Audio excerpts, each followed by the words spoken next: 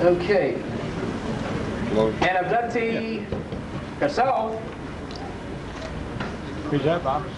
along with her family, a university fellow, an instructor, and author of a top-selling book. In fact, it's a very top-selling book. It's known by most all people in the UFO community. Into the Fringe, I think also she authors Taken. Is that right? So you must get these books because I hear strong, good comments about these books. Dr. Turner will tell you all, whereas others, researchers, are reluctant or not acknowledgeable to comment. As a top world-recognized researcher, she has much to offer us on this complex and elusive phenomena. You definitely will not want to miss this, and I'm sure that you're going to get a lot out of Dr. Turner. So right now, without further ado, I will bring on Dr. Karla Turner to us.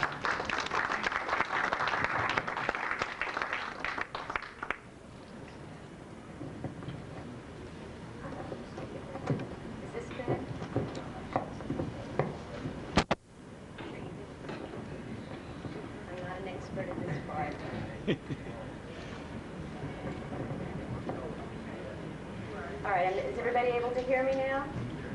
Good. I'm glad to see that the real core group is here. We don't have to deal with all the socializers. These are people who've given up at least some of your supper time to come in, and I'm very appreciative of it. And Bob, I'm very appreciative of what your group is doing here. I think it is historical, and I'm very pleased to be part of it. I'd like to start by telling you something that happened earlier this year. In January of '94, while I was working on the research and getting ready to publish my first research report, which is a book called Taken, Inside the Alien Human Abduction Agenda. I was talking with one of the 8 women whose cases I'm reporting on in this book.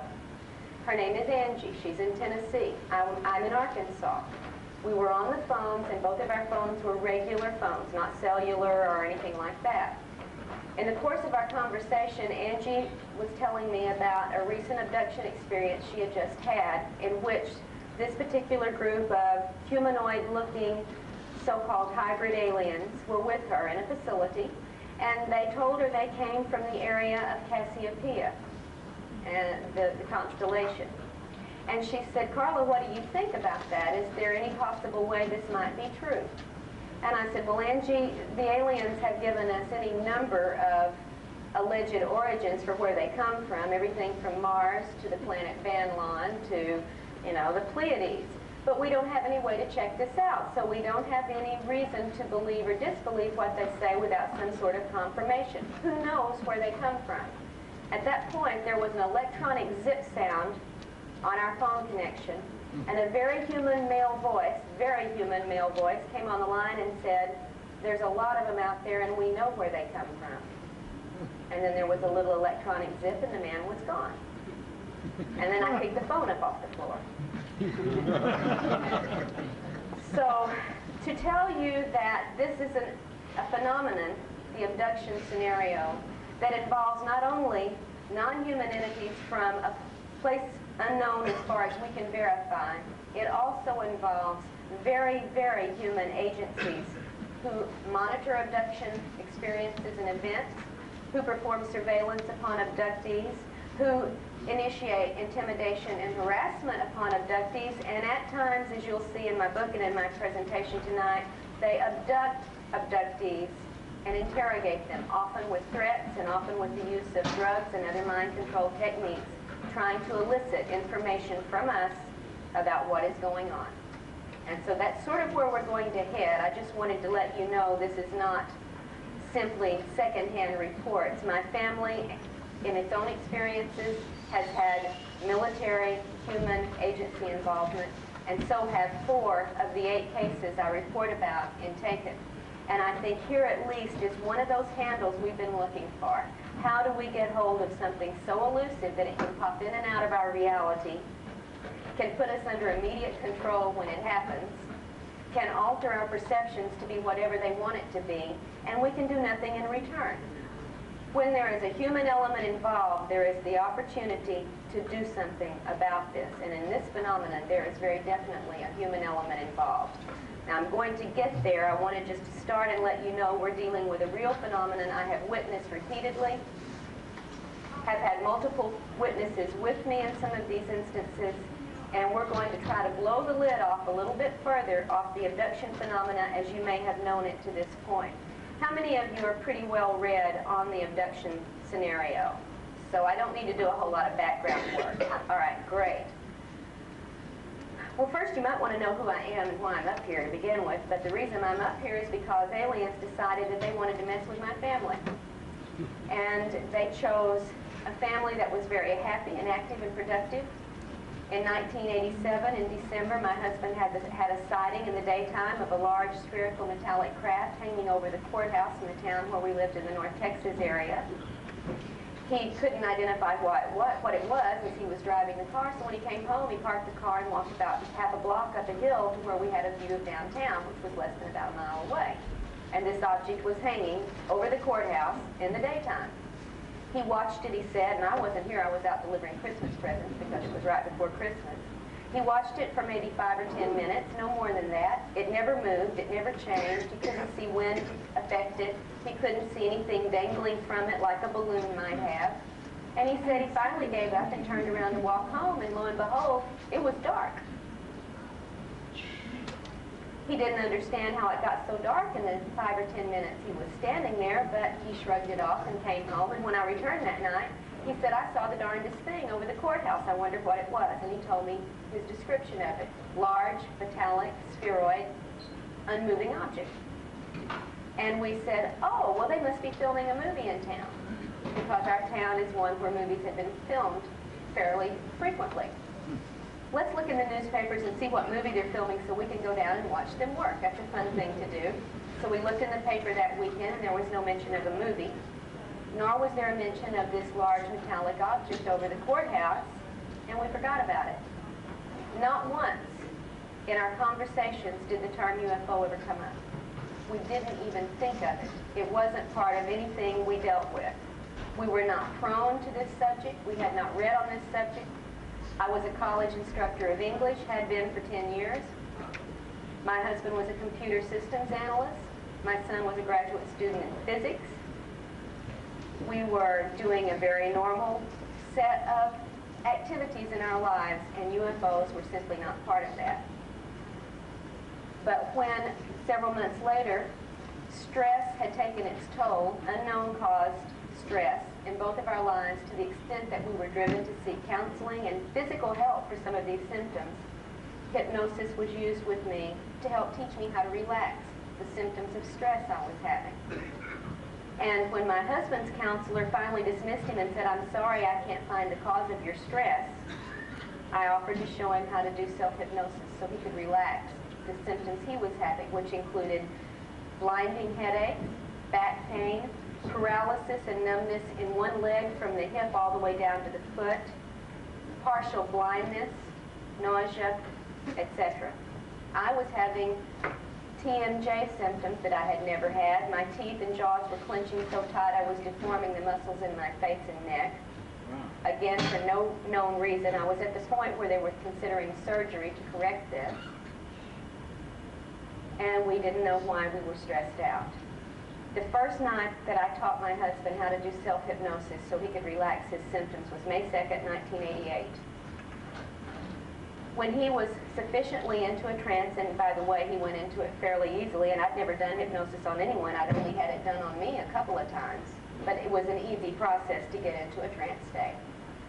I played therapist, and I said, why don't you ask your subconscious to tell you what the cause of your stress is? And he said, okay, and mentally asked his subconscious to show him the cause of his stress. My husband was lying on the couch at this time, prone, and all of a sudden he let out this yelp and literally levitated off the couch in fright. You've heard of jumping in fright? He jumped from a lying position. He said, I see a face. Oh my God, I see a face. And then he saw a gigantic craft. He said the size of a small city. Just then the telephone rang. Now here's my husband under hypnosis for the first time with someone who's only been in hypnosis a couple of times herself, suddenly talking about this weird, scary face and this gigantic ship, and my phone rings. Now what do? I said, hold on, and I ran to pick up the phone, which was no farther than from here to the wall. I picked up the phone and said hello, and there was no answer. I said hello, and there was no answer, and just as I was about to hang up, I started getting screeched at, jabbered at, electronically garbled at by something that sounded very, very angry. This went on for 10 to 15, maybe 20 seconds. I was in stunned response, and then it suddenly went dead and the line was gone. I didn't have time to deal with this. I had a husband on the couch freaking out under hypnosis. So I simply hung up the phone and went back to see if I could bring him out of this trance because we didn't know what was going on. This was the beginning of an odyssey that led me far, far away from the academic community. A couple of months later brought me, fortunately, into contact with Barbara Barthlick, whom you heard earlier this afternoon, who was gracious enough to take on our situation and help us to investigate what was going on in our lives. And the story of everything that we uncovered in that first year and a half of investigations is presented in a book that was published in 1992 by Berkeley called Into the Fringe. If you're interested in the story of what my husband, my son, his fiance, his roommate, and several other family members went through during this literal siege or invasion for about 18 months in our lives, very consciously as well as on the subconscious level, with all sorts of corroborating external evidence, then I recommend you might want to look at the book. Now, it's only a $5 paperback. Most people can find it at a used bookstore, and I told them I really appreciated that because most of my friends were not rich enough to afford those hardback books. So it's at least one of the things that is available if you're interested in the personal account and the heroic work that Barbara did with us to bring us through a time when we were so lost. We did not know what to do. We were followed by unmarked cars. We had lived in the same house for 5 years with never a helicopter over our house, and beginning at this time we had almost daily helicopter strafing, sometimes in the middle of the night so loud the windows almost broke from the activity, sometimes as many as 9 in a day, circling and circling our house. We began to have interference on our telephone calls, and never when we were talking about recipes or the family or work, but only when UFOs were the subject of conversations. We began to have tampering with our mail, and my daughter-in-law, future daughter-in-law at that time, who was an ROTC scholarship student and was in the process of getting out of the ROTC because of medical reasons, was at a point where she had to sign up a duty request when she graduated, and she was a physicist, studying physics at the time, and she needed to be near her medical specialist for her problem, which would give her only one choice of an assignment, which was meteorology.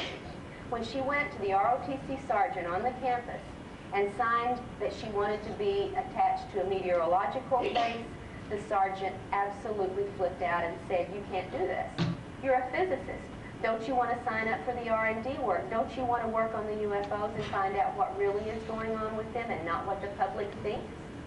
This from a sergeant in the Air Force to my daughter-in-law, who had never mentioned any of our activities to anyone other than us, except on the phone.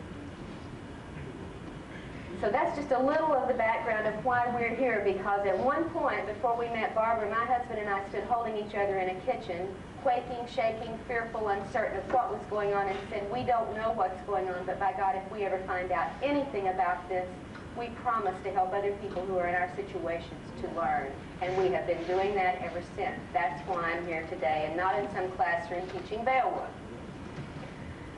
All right, now then. What are we really dealing with in this alien-human abduction agenda is what I want to talk about tonight.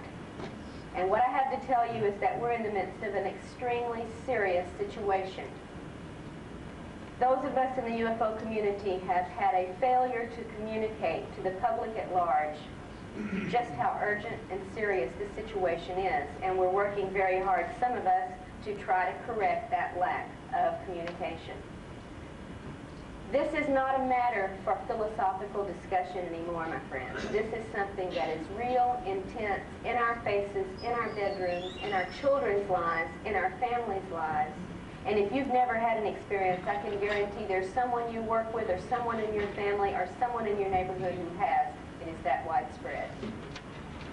If everyone who had had this experience suddenly had a little red light glow above their heads in this country, you would be so shocked to find out not only the number, but the types of people who are subjected to the alien intrusions and who never talk about it. And now you might understand, having talked it yourself, among others who haven't had this, you might have found out why they don't talk about it. There is rejection, disbelief, questioning of sanity and credibility, loss of jobs, loss of marriage, loss of self-confidence, and loss of reality, basically. You have to start from scratch when this intrudes into your lives. And the moment you admit it to somebody else, you have to start facing it. So many, many people never admit it. And we can understand why. I'm going to talk at some length about the research I'm reporting on in Taken, and also in a book that will be out next month, and I'm sorry I don't have it with me right now to show you because I think this is probably the most important work I've ever done. It's Barbara and I have worked on this case for over 2 years. It reports on one man's experiences for 50 years. It's called Masquerade of Angels, and I would be very pleased if you drop by my table and pick up a flyer about this book, because it will be for sale in December. I hope to have it here. We were not able to get it here in time for this. It's going to upset, I think, quite a few people in the New Age community, but I will tell you now, the man who is the subject of this book is one of the New Age people.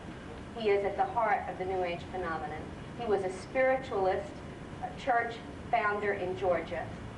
He is a psychic who's done readings for over 20 years. He is a very well-known psychic in the South.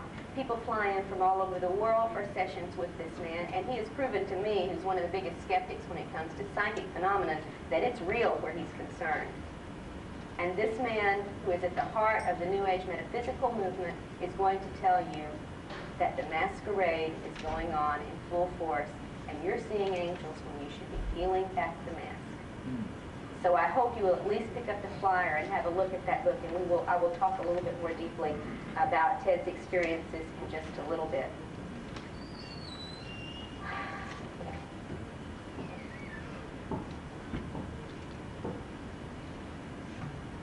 I think we should look first, before we get into the specifics of the research, I want to tell you what has happened to this abduction phenomenon in general, and you've read about it, so you're going to follow me very quickly as we go through how this has been a revelation of experience to the UFO community.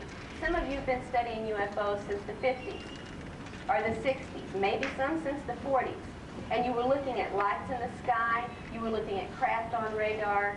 We've had scientists out there trained to measure angles of descent, to test for landing traces, trajectories, to corroborate witnesses, what color were the lights, what shape was the craft, where did it go, where did it come from, and scientific equipment of every sort has been focused on the UFO phenomenon for 50 years.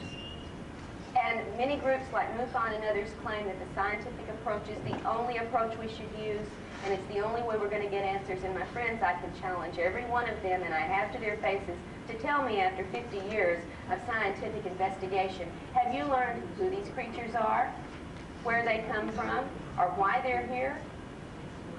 Is there anyone who has learned this with the scientific approach that you know of?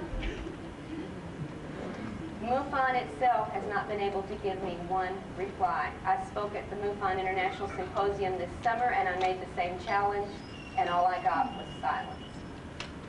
Science is not going to penetrate this. It is not capable, as it is now, to penetrate what is going on, because this is above the three-dimensional scientific paradigm that science holds on to as if it were a holy crusade to not move past it. And we have to move past it if we're going to make any headway. The UFO community resisted the abduction reports more vigorously than anyone in the beginning. Did you know that? Yeah. Remember the first few reports? This can't be. Yes, people can see craft, but certainly they're not seeing anybody in them. They're obviously empty. There's nobody flying them. And if anyone claimed to have actually seen an alien or had an encounter, they were immediately written off by the UFO community as being crackpots and loonies. Nobody has encounters. They resisted vigorously. And then, pushed by evidence as case after case began to come forward, grumblingly, the UFO community said, okay, maybe there is somebody in those ships. Okay, maybe occasionally one of them might get out of the ship. Maybe every now and then some random witness might accidentally see one of these little creatures out taking soil samples or picking some flowers or gathering some water from the reservoir, but no, it's not a common event. Even Bud Hopkins, as recently as the early 1980s, was saying, all right, people may be getting abducted at some point, but it only happens once. It's that random and rare. There was no idea, even among the leading researcher in the field, that it was a recurrent situation. He would accept one report, but if the person said they came back, he'd say out of the office. Because that was where the research stood. It was conservative, it was resistant to change, and Bud is the first to admit he was pushed to change by the evidence, and he waited until it was overwhelming before he would change. There are some people who have been forced to change much faster, Miss Bartley being one of these, because of living in the center of an invasion area during the mid-80s when things changed, and we're going to talk about when things changed and why they changed. Now, David Jacobs has said recently that as far as his research with Bud and others has shown, the activity really began around 1900. And we know from some of our own research that the abduction phenomena has affected families going back 4 generations, and that would be around the turn of the century. In my husband's family, for example, his grandmother had an encounter with a non-human entity that led her off into a swampy area where there was a period of missing time before she was returned when she was only 5 years old. That was 1903. So if you think it's new, if you think it's something the media has spread, you start looking into the cases and find out how far back it goes in some of these families' generations. I know of an African-American family in East Texas that has had it going on since the early 1900s, and it's still going on today with that same family. 3 to 4 generations is fairly typical. When you get a first abduction report from someone, one of the first things you do is say, let me talk to the rest of your family. And 9 times out of 10, other experiences with other family members are going to emerge if you do a thorough investigation. So we know this is not a new phenomenon that somebody dreamed up out of false memory syndrome, out of Close Encounters of the Third Kind, or the movie E.T., or science fiction of the 30s and 40s. It was there before the turn of the century. It is transgenerational. And all the way back to UFO sightings, although they didn't call them UFOs then, missing time episodes, non-human entities, balls of light outside of the house, balls of light in the house, and screen episodes that are very familiar from the most modern reports we've got today. This goes back at least that far. We have reason to think from people like Jacques Vallée and some of the others who've worked into the historical perspective that this has been going on maybe for hundreds of years. Some people like Zechariah Sitchin say maybe it's been going on for thousands of years.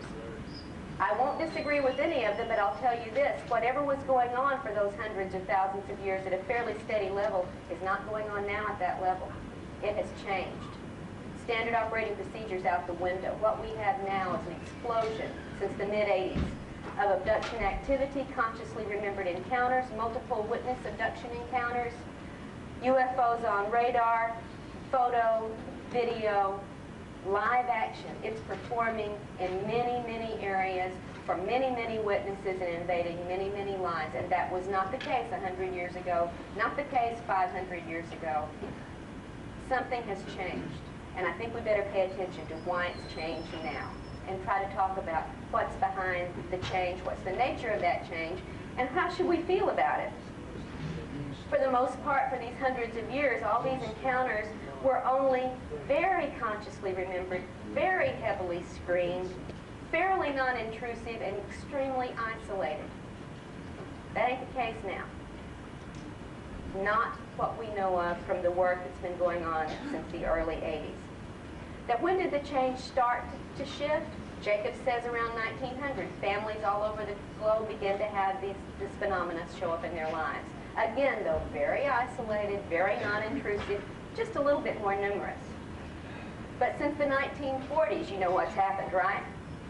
We've had accelerated activity, numerous multiple UFO sightings, displays in effect for people, sometimes hundreds of people at once, and increased global communications has made it very widely known around the planet. We now have a way to talk to each other very quickly on this globe where we didn't in 1900 or 1800. We get reports from remote villages in South Africa, from remote villages in Mongolia, from remote villages in India, from remote villages in the Arctic Circle. We know it's going on globally at an ever-increasing rate because we have now that communication that lets us know. Now, that started in the 40s. Before 1947, before Roswell, by the way, but that seemed to be one of those trigger points that everybody can hold on to. What happened in the 50s, early 1950s, UFO historians? What happened then? Contactee cases. Do you remember reading about the early contactees in the early 50s? Beautiful, human-looking aliens were coming down from Venus and from Mars and from Mercury, and they were having wonderful contacts with humans saying, you're special, you're chosen, we have a mission for you, you're going to tell people about us, you're going to be one of those who takes the lead. All right? And these people believed it, of course. And they proclaimed to the world, my friends, the Space Brothers are down here, they've given me a message for humanity, you must listen, you must follow. Here's the prediction they're making, it's gonna happen. And time after time after time, these believing, well-intentioned contactees were led to make utter fools of themselves, acting on the predictions of aliens who then cut them and left them to hang on their own. Now, we didn't have abduction reports, we had wonderful contact encounters. That's what went on in the 50s that you knew about.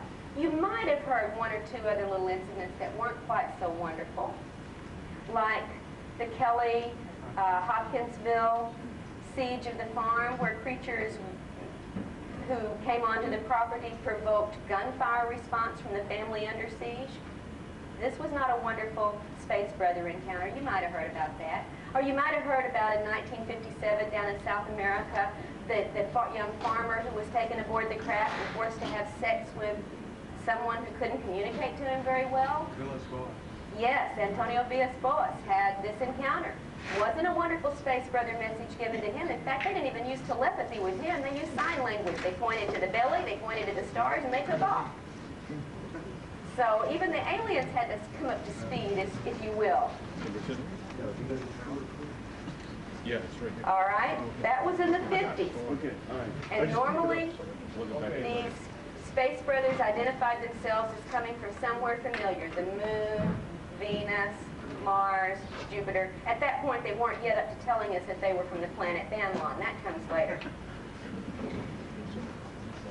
And these contacts all seemed positive and friendly for the most part, except for those couple of little isolated cases I mentioned, and there were some others you probably never heard about that are there in the obscure literature if you care to look. Now, from the mid-50s to the mid-60s, what happened? That's when we started getting the real, quote-unquote, abduction reports. After Villas-Boas, then we had Betty and Barney Hill. All right, and this one made the news. Somebody, for some reason, tended to give a little credibility. Even Life magazine in 1966 in October covered their story and treated it fairly straightforwardly. And then, as Barbara mentioned, we had, Lonnie Zamora in '64, the officer in New Mexico, saw the landed craft, saw the creatures by the craft, was given some credibility before the debunkers, of course, jump in and do their thing. Travis Walton in '75. All right, isolated, rare cases that the UFO community was grudgingly willing to accept as, yeah, these might have happened. Little did they know it was happening down the street, across the street, next door. And little did we who it was happening to know this either, because it was kept suppressed, it was kept screened, and we were kept very, very confused about what was going on. I've had conscious encounters since the age of 5. Until 1988, I had no context that told me what this all meant. I didn't know what these things were, I just knew they happened. And many people whose trigger went off in the mid-'80s will tell you the same thing. Yes, there was something in my room at 3 years old. Yes, there was something when I was 12 years old. I didn't know what it was. I thought it was an angel. I thought it was a ghost. I thought it was my child's imagination. We had them going on, these events, and we didn't know what they were. But by the late 1970s and the early 1980s, that's when the trigger went off. Great numbers of people began to remember their abductions, not only that were going on now, but that had been going on all their lives. And then the debunkers had a field day saying, who's putting these ideas in these people's heads? If you had it at 5 years old, why didn't you remember it and tell somebody about it? Well, I can here to tell you, as one of the many people who did remember and who did tell their parents about it, we were told, honey, it's just a dream. Nobody believed us, and they had no reason to. And so we quit believing in ourselves. We became self-doubting because we were having experiences that nobody, including us, could accept as real. And the UFO community slowly, by the early 80s, had to start listening to pioneers like Bud and others who were working in this field to bring this information to light and saying, okay, maybe it's going on. I'll tell you, since most encounters are suppressed or screened in our conscious memories, they could be much more numerous even today than we have any idea. We do not know how many times we've been abducted. I've been interviewed in numerous public forums, by television, by radio, in conferences, and people say, how many times have you been abducted? And I had to say, who the heck knows? I sure don't. I have signs of abductions many times when I have no memory. We do not know. What we remember is very little, and it is certainly not enough to give an honest answer or upon which to base any theories. But it was at this point that the serious abduction research began. And the reporting of this research in widely read books like Missing Time and Intruders and Communion and so on finally gave the public at large a context, a language in which they could discuss these things.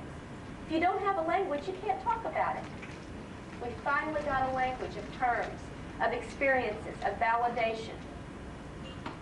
And that allowed the public to conceptualize and articulate these events for the first time. And all across the country, people were reading these books and beginning to ask, is that what was happening with me? The trigger. There had to be a trigger. And the readings triggered even new recollections. And then lo and behold, we weren't remembering things from the past. We were having things last night. It became something not just in our past, but something very, very much in our present.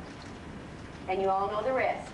Many people sought help on a private level to understand these events. Some went to psychiatrists, some went to psychologists, some went to counselors, and got very little help, by the way, for most of those people. And we became lay investigators because the professionals wouldn't do it. They turned the most important, critical situation on this planet, at least at this century, they refused to take it into their hands, and they said, won't touch it, and left it to us. It's like telling a cancer patient, sorry, too scary, you go cure yourself. Yeah, we're doctors, but we don't want to mess with the hard stuff. And that's the situation still pretty much as it stands today. It's left to each of us to help ourselves and to help each other, and we're not getting professional, organized, official support, recognition, or research. Now, from that lay approach, which is all we had, by the late 1980s, there was a certain picture of the abduction phenomenon that had pretty much coalesced, all right, from what we understood, from what we found at that point. Notably, I think Bud Hopkins probably articulated that for the most well-known person in the field. And here's what he said. Here's what the research said, legitimately from his angle, with what he had to work with. The abduction agenda held that extraterrestrial entities, that is, beings from some other planet, were visiting Earth on a mission. All right? This mission involved efforts to regenerate their species. And to do so, they needed reproductive material from humans. That was the picture that pretty much emerged from the research by the late 1980s. Now, this scenario explains several things. It had a lot going for it. For one thing, it explained why these beings were taking sperm and ova and fetal implants from people. right? All right. It also maybe explained why there was an interest in the genetics that ran through many generations of one family. Could explain that. And it could maybe explain why these little gray aliens coming into everybody's bedrooms and cars and places to take them look so feeble and sexless and emotionless and degenerate. Degenerate in the physical term. Why, sure. They're on the downside of their evolution. They're de-evolving. They need new blood. They need new DNA. That's why they're here. Problem solved. Right? Well, there were some problems with this little scenario. And anyone who used some of their God-given logic to think about it could see what some of these problems were and are. For one thing, how could an alien race procreate with human reproductive material? You take your cat and your chicken and you try to get them to procreate together. Hey, take your cat and your dog and try to get them to procreate together. How could an alien race use our DNA? Problem here. How could that be genetically compatible? And by the way, while we're talking about all these questions, what do all those non-reproductive events people keep reporting have to do with crossbreeding? So there were still some questions this scenario did not answer. All right, so it was forced by the sheer weight of the reports coming in from hundreds and hundreds and hundreds of people around this planet. It was forced to expand. They said, okay, maybe we didn't understand it altogether, right? Maybe we just had part of it and now we're going to get the rest of it. And what they were forced to face was that this agenda is far more complex than merely a degenerating alien race trying to upgrade their species, because it didn't explain what was going on in bedrooms and cars and homes around this planet night after night. Hopkins and Jacobs and others who had held to this crossbreeding scenario as a firmly fixed, limited agenda had to start expanding what they were saying. And soon they were postulating that the aliens were also studying human emotions. And they were also studying maybe, well, it appears they're studying human sexuality. And by golly, it looks like they're studying human pleasure and pain responses as well, from what the abductees are telling us is going on. And what do these things have to do with crossbreeding? Why do you subject a person to excruciating pain to measure a response in order to crossbreed? Why do you do sexual molestation to a 5-year-old to crossbreed? Why are these things happening, and what do they have to do with this agenda we felt real confident that we had understood? People were being subjected to terrifying situations, excruciatingly painful procedures, traumatic sexual encounters over which they had no control and for which no acceptable explanation has yet to be given. And to complicate matters, now you don't have it bad enough already, to complicate matters, we've got this increasing number of abductees who aren't abductees anymore, they're contactees. In fact, they're claiming their alien visitors are superior, benevolent, spiritual, sent by God himself or herself, helpful, and here on a mission that has nothing to do with saving their species. Bud's got it wrong. It's not their species here to save. They're here to save our species. Ah, now we understand what they're doing, right? That's why they have to do all these things. They're here to save us. And based on this activity, a whole new age agenda sprang up pretty quickly. For those of you who followed this phenomenon for several years, you know how fast that came up? Real fast. It offered a completely different view of alien encounters. And to this very day, the metaphysically optimistic theory is at war with the original view of this phenomenon. There is a war among the researchers. And it's bolstered by a lot of other information. For instance, a flood of channeled information coming in claiming that this is the case. People are getting channel material from all over the place. Now here's where we get anthrax from the planet Banlon coming in, telling us what's going on, how we've screwed our planet up, how our race is dying, and how they're here on a mission from God to save us, or conversely, to rescue some of us. The rest of us just don't make the cut. Or conversely, to help us elevate to the next level of density so when the planet does its catastrophic thing, we won't feel it, folks. Or, conversely, for the resurrection when Jesus returns in the spaceship and we get it all. All right? We've had channel material that gives us all the spiritual hype. We've got spectacular healing events, and I know they're real. I've documented some of these, so has Barbara, so have others. We've got increased psychic phenomena among many of the contactees, or experiencers as they like to be called. And we've had all these predictions of why we need alien help, why the Earth is in imminent danger of cataclysmic destruction.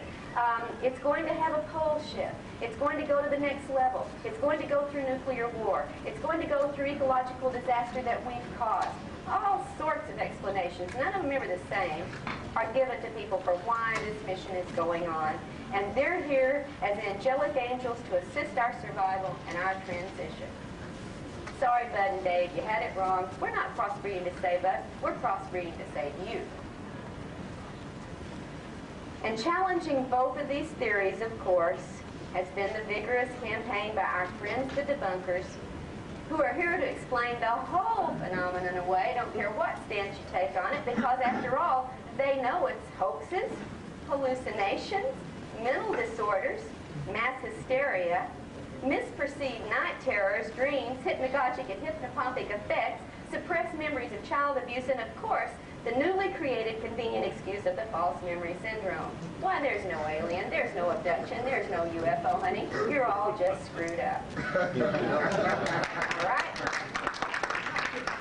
So that's where we stand today. We've got the metaphysical camp, we've got the cross-feeding camp, we've got the debunkers in the center having a field day making fun of both camps, and us poor abductees are out here saying, if you ask us one-on-one, we don't know what's going on. All right? The experts are telling us, but we're having it happen, and we don't know what's going on. So in spite of all these arguments and the controversies and the counter-arguments and the outright holy war of conflicting opinions, my friends, the abduction agenda has not only continued, it has exploded in our faces. And since the mid-1980s, there's been a literal invasion of UFO sightings, abductions, cattle mutilations, crop formations, and hotspots all over our country, not to mention the rest of the world. And I'll just list a few you might be familiar with. You want to go where there's UFO activity? Oh, it's close by. You've got it in Gulf Breeze and various other parts of Florida. You can go to Tacoma, Washington, and the area around there and find all you want. How about the Virginia-Tennessee border? Got it going on hot and heavy. Is that too far away? How about Hudson Valley and upstate New York? You can find it there. Want to go out west? Well, head to Colorado-New Mexico border. We got plenty for you there. Want to go south? Try the Oklahoma-Arkansas border. Heck, try the Arkansas-Missouri border. If that's not good enough, come on down to Texas. We got it hot and heavy. And if you don't know that this is going on right now, week after week, on local levels being reported, then you're not getting the information that's available. And by the way, if you'll come by my table, I'll give you an address of something that will give you this information on a monthly basis, delivered to your door from local reports not only around this country, but around the world, and it's called the UFO News Clipping Service, and it's the one thing I recommend you subscribe to. You get the reports from the horse's mouth that never make it out of their local areas. NBC is not going to tell you this. But the UFO News Clipping Service has the information, and you can read it on a monthly basis. The one thing I can recommend worth your money. Now, like I said earlier, it has not been business as usual since the 1980s. Instead of dimly remembered little events, people in massive numbers have had conscious memories of their recent encounters, as well as recovering even more memories of suppressed previous experiences. And this has had the effect, folks, of literally waking up. And I say that loud because some of you are sleeping out there. I see you right now. I'm an old college teacher. I can spot people who are sleeping with their eyes open.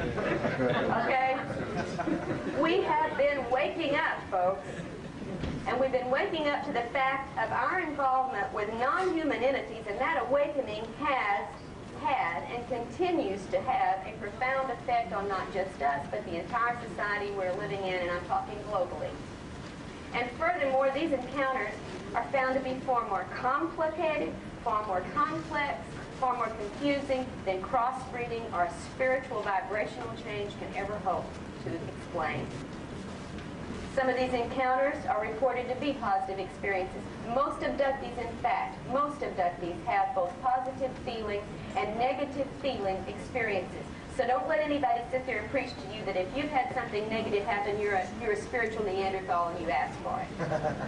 That is not the case. Most abductees have both. All right? And that's just without even any investigation. That's what they remember consciously. There have been, I can guarantee you, healings, miraculous level healings performed on abductees.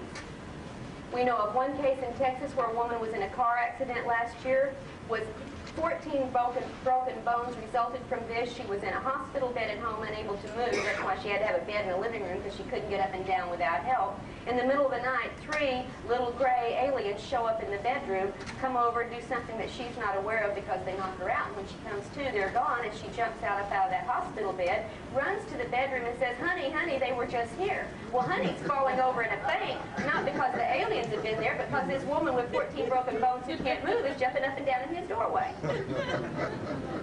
And the next day at the doctor, when the x-rays are taken, there's not a broken bone in sight. And that's just one of the kinds of cases I'm talking about that make people believe, hey, they're really here to help us. Well, they healed me. They healed me. It's got to be good. Right? Well, have any of you ever known a farmer who raised cows? Anybody out there? Who does that farmer take care of first, a sick kid or a sick cow? Yeah. Sick cow gets it first. That kid is going to have to recover on his own, because that's the crop he's counting on for survival. He gets those cows to the vet right away. And is it because he loves that cow and he wants their spiritual level to move to a higher vibration? Trust me, that's not the case. So don't make quick assumptions. Somebody's been healed, therefore it must be an angel doing it. It could have been a really concerned farmer.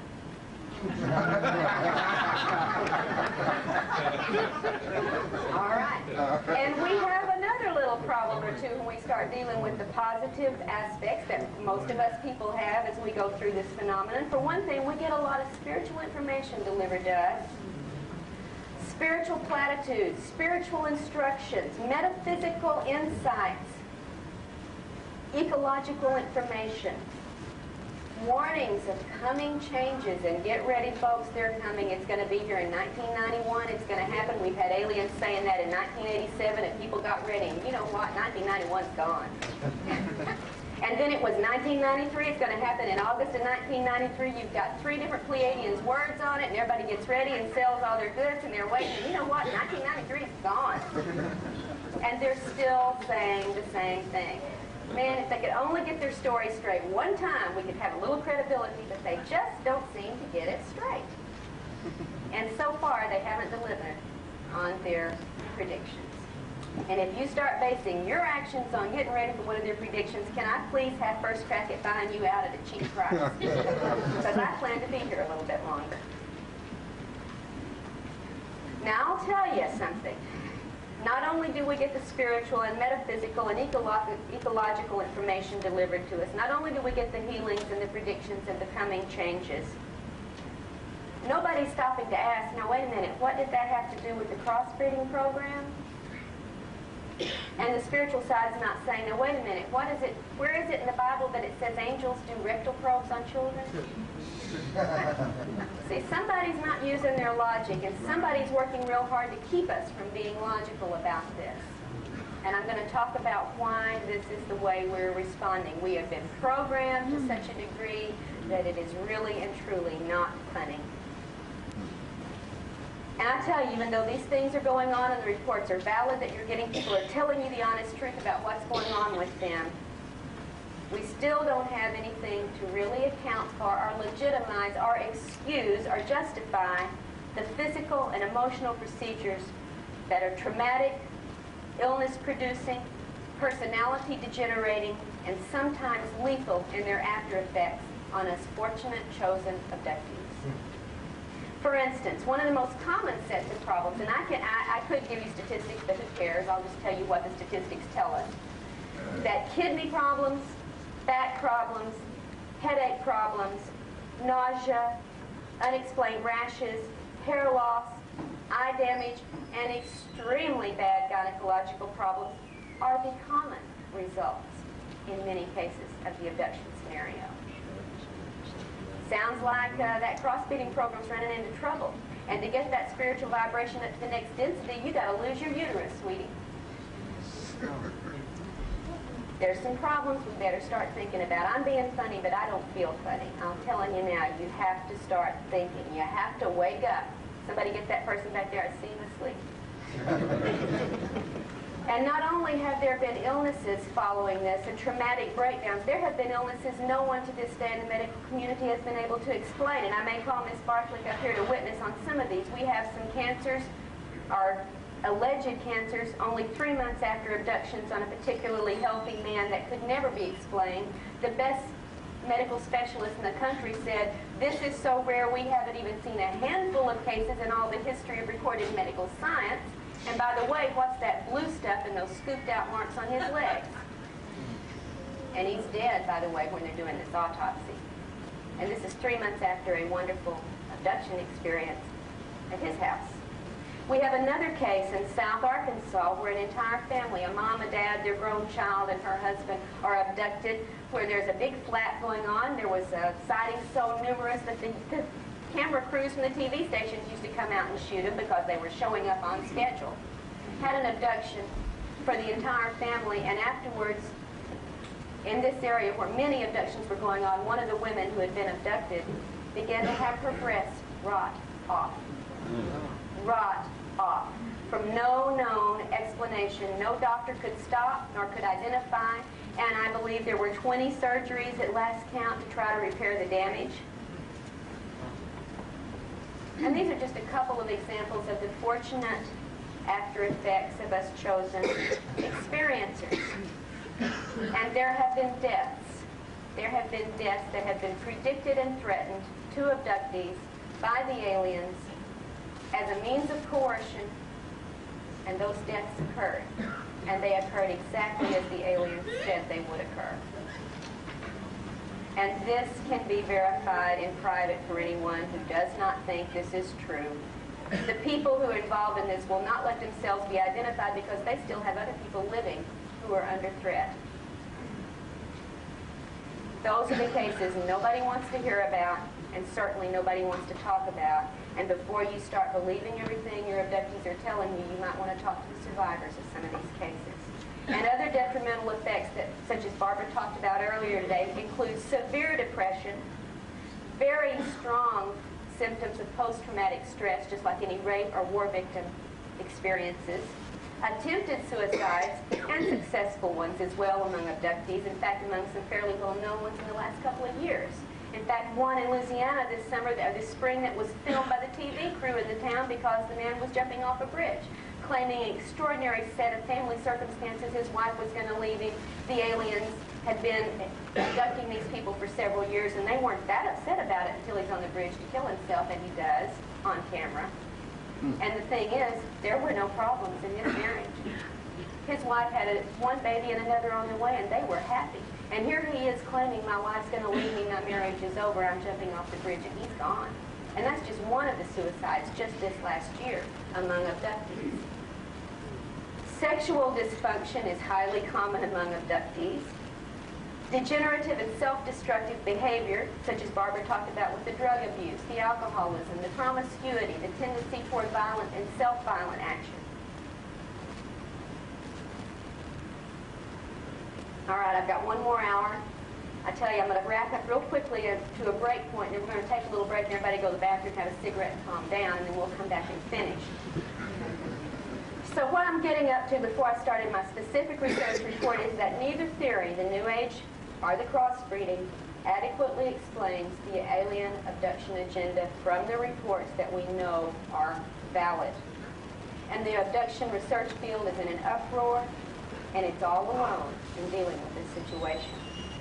Now you might ask, what have our authorities and officials in government been doing about this? Well, to begin answering that question, I want you to remember that I want you to realize something. There has been a revolution that's taken place in our government, and here in the Cradle of Liberty, I feel like we need to call for another one. And I hope by the time we're through here, there will be a revolution of some sort in our action and in our lives and in our thinking about this. But there has been a revolution within our government. So that today, a very great part of the power structure that really deals with our situation globally is unknown to you and me. It's not people we vote for. It's not people we'd recognize on the street. But it's where the power structure stops at the top. And you'll never see it, and I'll never see it. And I'll say this openly, you could elect my dog president, it wouldn't change that power structure. All right? Amen. And we don't know it. We're the ones they're hiding it from. You know what they call us up there among the intelligence community's top levels? We're the sheeple.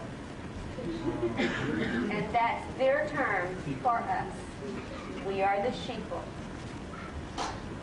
Now, this revolution in government activities, we may never know the true extent of these activities because the public is not being told. In fact, most of the evidence that keeps things, most of the effort to keep things covert is not aimed at our so-called political enemies. It's aimed at us, the sheeple. Our leaders don't want us to know what's going on. The Russians know. The Chinese know. We don't. That's how it is, folks. They let Russian satellites fly over the most secret bases and take pictures, but if you try to get out to Area 51, watch it. Now, who are they protecting? And even with our limited resources here in the individual private sector that has been trying to deal with this for all these years, we do know a little bit. We know that since 1947 at least, a power structure within the military intelligence inner sanctum has appropriated the UFO phenomenon, has made it its own sphere, and politics below that level has nothing to do with it. I don't think the president knows any more than you and I do, probably less, no matter who the president is at any given time. And this power structure has attempted to manage the relevant information for its own purposes. First, it wanted to control this information until it could manage it. But that never happened. That's how they said it. It never happened. We'll just control it until we understand it and have a handle on it. So tell the folks it never happened. But later, they found out they couldn't get the handle. They couldn't manage it. But here they were having it covered up and having lied and carried out illegal activities to keep it covered up. So what do you do then when you realize you can't get a handle on it? Well, if it can't be managed, you just simply continue to deny and debunk. And the attitude has been, we can't stop the UFO sightings. Okay, but we can ridicule and frighten the witnesses of these events into silence. All right? Nowadays, it seems, and I'm going to talk about specific examples of this, that power structure within that high level of military intelligence government activity has decided that they can only gather information, they can't control it. And where do you get the best information about what the aliens are doing? Where do you get it? You get it from satellites? You get it from phone surveillance? You get it from abductees. The first-hand accounts from the people who are facing it one-on-one, and now we have evidence, and I mean really hard evidence, that this power structure's agents are not only doing surveillance on abductees, they are also abducting abductees, interrogating abductees, using drugs and other mind control techniques upon abductees, trying to ask these questions. What do you know about the alien agenda? What are they doing with your family? What have they told you you will be doing? What have they done to put implants in you? What procedures are they carrying out on you? They are asking us questions in a desperate attempt to get the information from us. Now, they could come to my door and ask, can I ask you what's going on? And I would be happy to tell them. I feel very patriotic about this country. If there is a threat and our government is working on it, I will give them the information gladly. But do not take me or my husband in the middle of the night without asking, put us under control, use guns and coercions and threats to try to elicit information, and then use drugs to wipe out the memory of this as much as you can and expect me to cooperate? Sorry. I'll be a patriot, but you're not being the patriot when you do that to me. There is very strong evidence that the government is having to prepare the public in some way with a widespread dissemination of vague knowledge, somewhat legitimate knowledge. Let's mix in a lot of good disinformation with it so they won't get too scared too fast. Let's mix the good, the bad, the ugly, and the humorous in the media when we treat this subject so everybody can choose what they want to deal with and won't have to be forced to deal with more than they can handle. And maybe we ought to install some contingency plan for future confrontational scenarios. That's where it stands with our power structure right now. And folks, I'm dry. I need a smoke. I'll be back in 15 minutes and we'll talk about the specifics of this.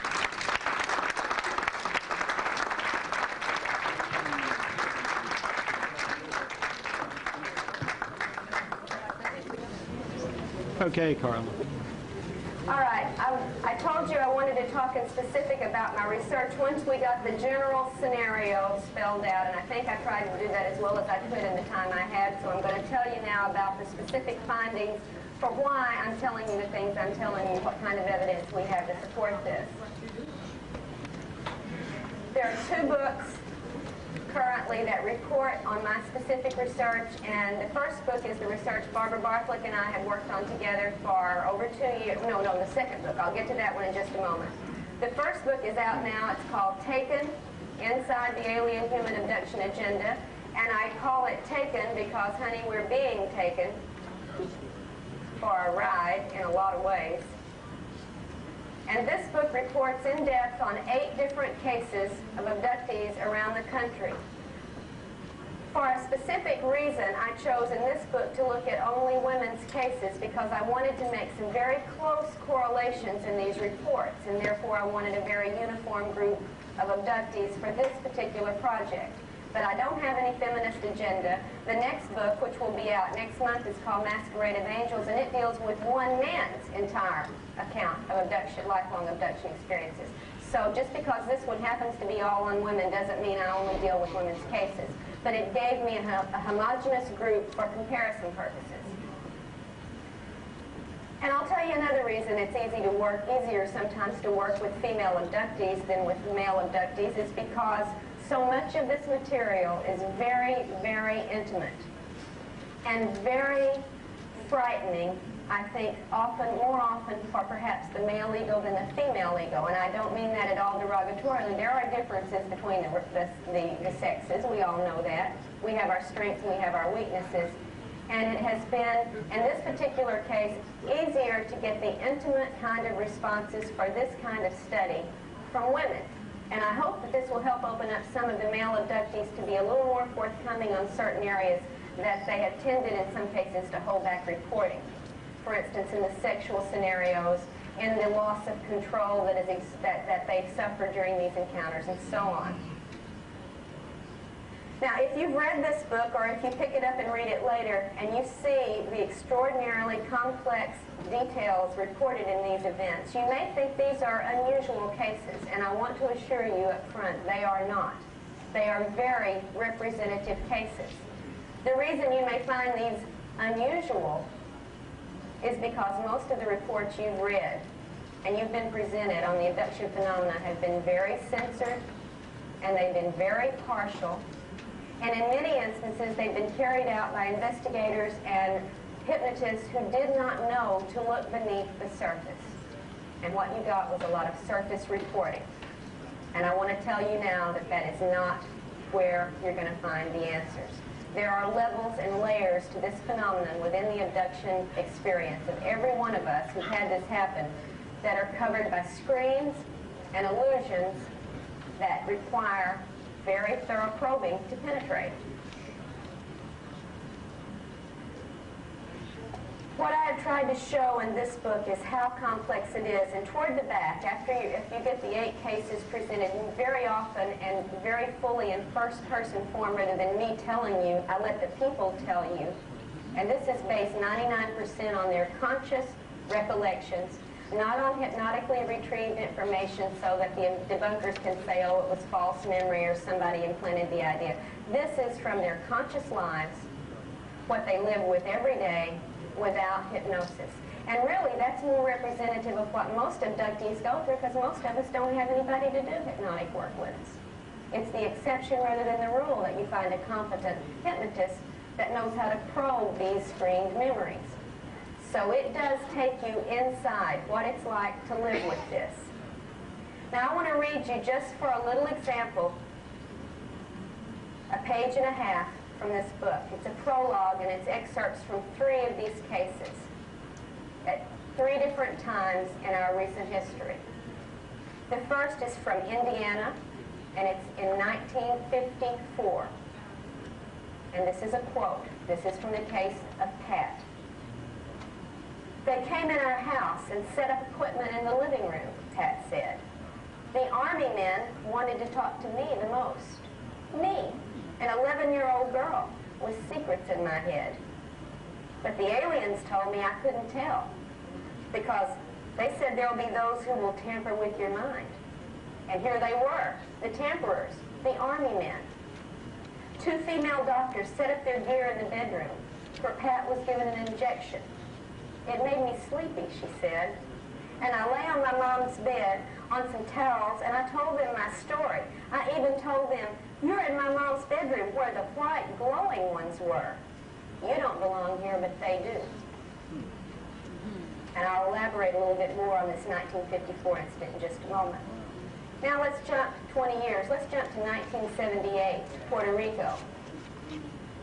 2 aliens took Beth down a curved hall and through a door into a different area. It looked like a surgery room, she said, and she became afraid they were going to kill her there. A third entity, holding a black box, moved to a position behind Beth.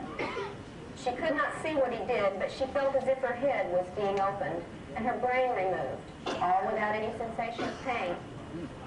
After she was all put back together again, as she said, a cold liquid was poured over her head. When this procedure was finished, the alien stood in front of her, and Beth realized that mentally she was different. Her thoughts about everything were changed, and she was filled with new ideas about God and the unity of all life within the Supreme Source.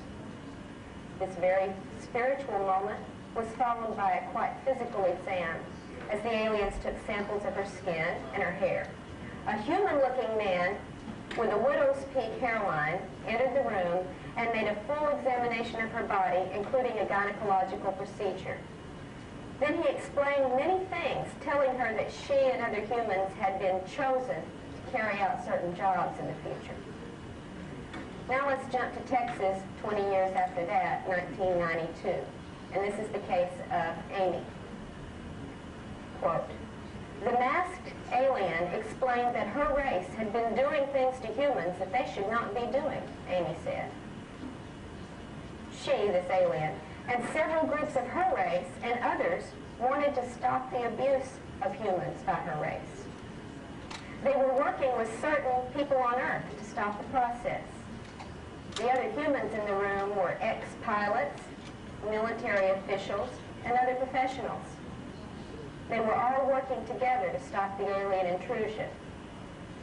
She showed me the thing she had pulled out of my neck and said, "This implant is embedded deep in the spinal cord. The thing controlled the muscles of the body when activated. It blocked the brain and became the central command of the body. I don't want to remember how or why this thing functioned." Now you get 3 very different, very individualized scenarios from these 3 reports. But when you look at the totality of what Pat and Beth and Amy and the other 5 women in this book experienced, as I spell out in a several long-page chart of comparison of detailed reports, you will see that as an individual, as each of these accounts has been, overall the pattern is extremely consistent. And I'm going to talk about the real nature of this pattern, not what you've been hearing, not what you've read, but what really is going on in this report. In this book, these 8 women come from Texas, Tennessee, Alabama, Florida, New York, and Puerto Rico. They ranged in age at the time this research began from age 26 to age 50. None of them knew the other when this began. 3 of the women are married, 4 are divorced, 1 is widowed, and 6 of the 8 have children. All right. Although there's this highly individual approach to each of these events, When you look at the entirety of the experiences, here are some of the shared details that we find in common, and all of these, I think, are going to raise some pretty important questions in your mind. First, If you adjust the microphone, your voice is very muffled. is it? Yeah, I'm the sorry. fidelity is not good. How about this? Is that better? You need a little bass in that mix, and I guess it's the sound guy. You need a little bass drum. Can you help the sound guy? Yeah, your battery's The dead. battery My is battery's dead. Thank you very much. I was just talking about that. Yeah.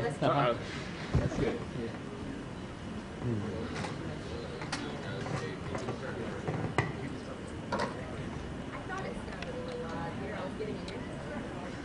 Very much. All right, let's start with first the nature of the contacts themselves. What do we have reported? UFO sightings, missing time during childhood, missing time during the adult phase, consciously recall scenarios both individually and with other people, virtual reality scenarios, and we're going to talk about that in some specifics a little bit later when we get to the second book, Masquerade of Angels especially, and telepathic communications. All of these constitute the kinds of contacts and experiences that abductees report. Just because you don't have them in the room touching your body, but you have them telepathically delivering information, this still is a contact. This is still part of the abduction scenario. And they vary from right in your face to remote communication to unreal, real-seeming events perpetrated mentally upon the abductees. What kind of creatures are we hearing in these reports? What are their descriptions? We get the grays. You know about the little short grays that act like they're robotic or android or insectoid in their actions that don't seem to have individuality. The little workers, and we're going to talk about those to some degree. You get insectoid-looking creatures. Tall, thin, normally very white, very skinny arms, 2 to 3 digits, triangular shaped head with insectoid eyes. I've seen them, my son's seen them, many of you have probably seen them. I've talked to a few people here who've seen them. Reptoids, very robust creatures, normally tall, very scaly, smooth in one direction, sticky in the other when you rub over the skin pattern, clawed, webbed, and these guys have teeth, unlike the little grays. Then you get the white, humanoid-looking, not human-looking, but humanoid-looking, tall, thin, white, sometimes with very deeply wrinkled faces, with round eyes rather than the slanted eyes. And these, too, have mouths that open. When my husband was 11 months old and was abducted, he was allowed to put his finger in the mouth of one of these creatures. And he said it didn't have teeth. It had spongy, soft tissue, sort of like in a whale's mouth. You get blue humanoid-looking figures, very often reported. Not green necessarily, although those do come up, but more often blue than green. There are numerous reports of things that the abductees describe as dwarves or elves or trolls, very small, sometimes hairy, sometimes big-eared creatures. And then there's several varieties of completely human-looking individuals that show up in some of these accounts. Usually they're either blonde and beautiful, what we call the Nordic, the Pleiadian, or they're tall, very commanding, very much in charge, dark-haired humans with this widow peak hairline. Sometimes it looks artificial. Sometimes it looks even painted on. But nonetheless, those are the two most commonly reported human-looking type of creatures. But other figures turn up too in these accounts, and they're probably not what they appear to be at all when you start looking at the evidence. For instance, dead relatives are sometimes involved in these scenarios, and I'll give you one instance from Masquerade of Angels. Ted Rice, who's the subject of the book, was abducted with his grandmother when he was 8 years old. They were both given a liquid to drink. It very much altered their perceptions and their control. In fact, it acted somewhat as an aphrodisiac, and this has been reported in numerous other cases. The reptoid creatures approached the grandmother and wanted to have a sexual encounter with her. And she said, "I don't do that. I've only ever done that with my husband, and my husband's been dead 6 years, so I don't do that." Within a few minutes, they brought her dead husband into the room. and they engaged in sex. And in the middle of the sexual encounter, she realized it wasn't the dead husband at all.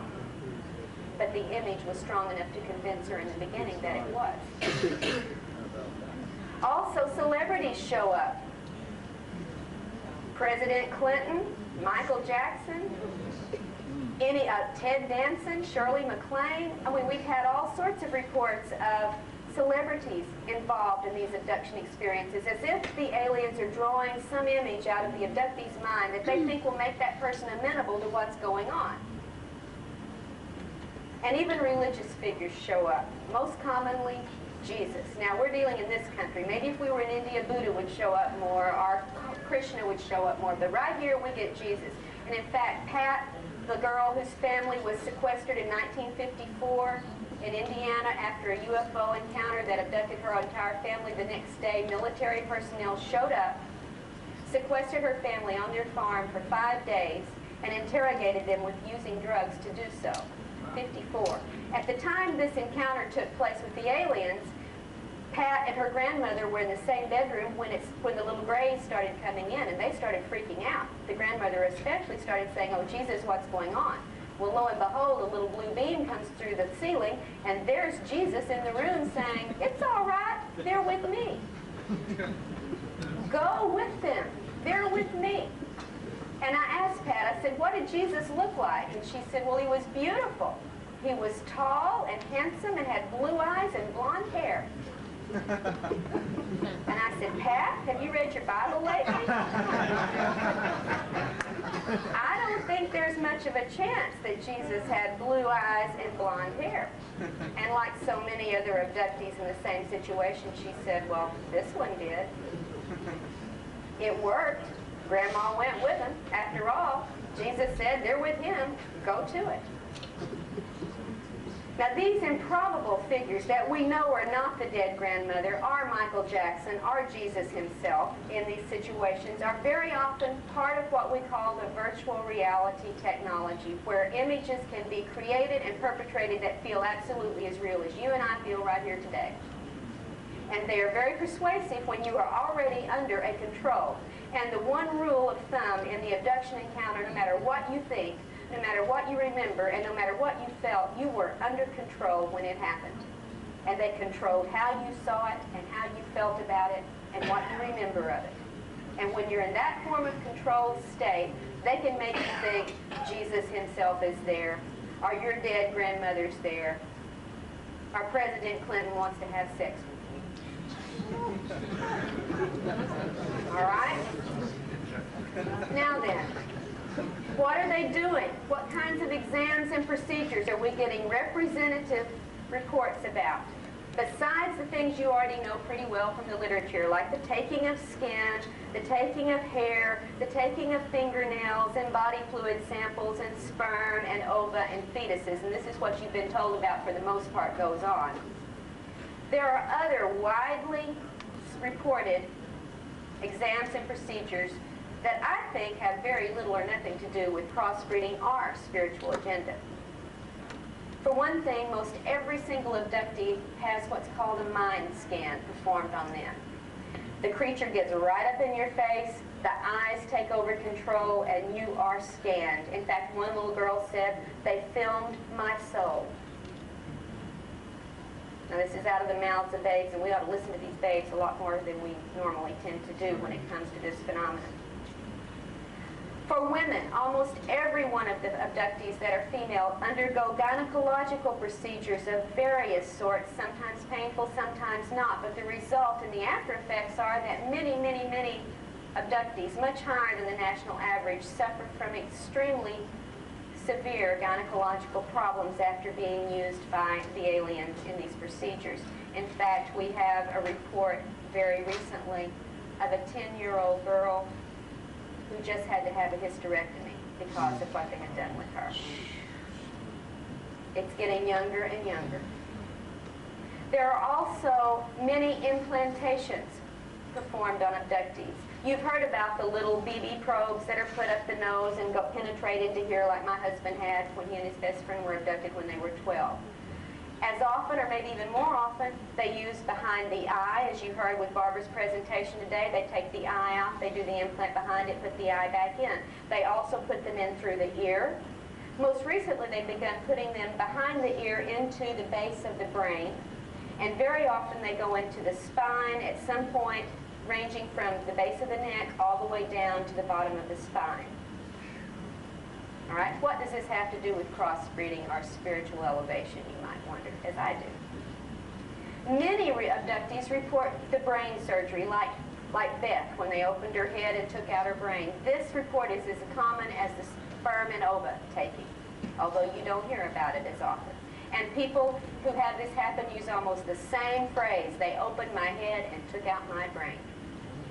Word for word. I can repeat it on tape after tape, the same scenario.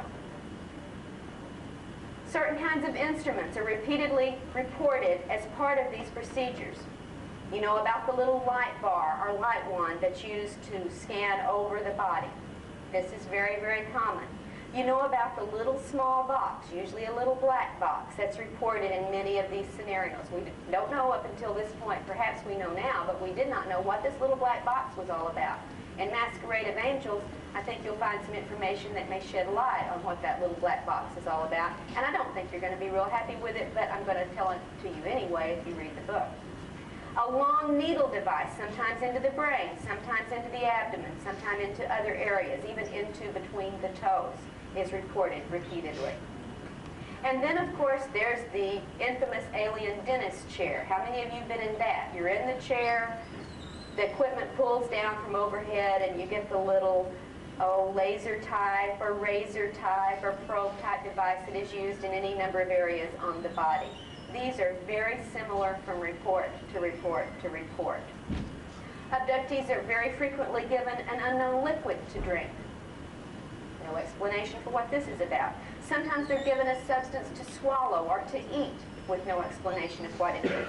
And the results of these liquids and these pills or substances are varying. Sometimes it's dizziness, loss of consciousness, extreme nausea, and sexual stimulation. All of these are frequently reported from these substances we are made to ingest. What are the aliens communicating in these scenarios? Well, very often they don't communicate a darn thing. You're out, you don't get to ask questions, they don't answer any questions, they do the procedure and you're back home and that's it. But they do sometimes communicate certain things. Sometimes it's merely directions. Don't be afraid. Yeah, sure, don't be afraid. Lie still. Don't touch certain things. They have told them not to touch aliens, not to touch things on the ship, not to touch the ship itself. Don't touch. These are some of the kinds of directions abductees are given in communications. Many abductees are given certain other kind of communications. You are special. You are chosen. You're the golden child. You have a mission. And they are told this sort of information, that they are selected for some great honor or mission or task. Sometimes the aliens communicate a lot of information about the origin of the human species, and you know what it mostly says? We made you. We altered what you were. We changed you. We own you. You're our product. Sometimes they make a lot of statements about the separation of the soul and the body. And they seem to be doing this more and more lately, stressing, don't be so attached to that physical body. It's just a container. It's just a vessel. Why, it's not important. Now, why do you think they would want to downgrade the physical form that God chose to put us in and tell us it's not important? It was important enough for God to make it. It was important enough that this is how we are born. Why do you think they might be stressing, hey, don't be so attached to that body. It's not really important. You might want to think about why that would be something they want us to believe.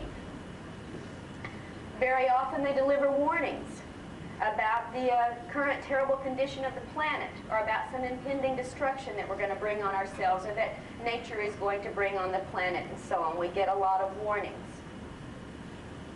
And then occasionally there's some weird things like certain musical sounds are heard. Or aliens are heard chattering in their own language, which is incomprehensible to the person. They talk about it as a bird-type sound or a bumbling, buzzing, humming sort of noise that they try to describe, and there's really not a way to do that in human terms. But we sometimes get reports of aliens communicating to each other in a verbal form. All right, now in addition to these exams and procedures that are reported, there's also other kind of activities that abductees report. And some of you here had some of these. Very often, they have teaching or testing sessions with abductees from childhood through adulthood. Sometimes, and I have this many, many times reported very specifically, and sometimes in more than one generation in the family, they taught me how to walk through walls. They taught me how to pass through solid objects. They taught me how to use my mind to move objects. They taught me how to affect electrical impulses with my brain. They taught me telekinesis. They taught me levitation. Now, the people are able to perform these things when they're with the aliens, but when they get up the next morning and try to walk through that wall, it doesn't happen.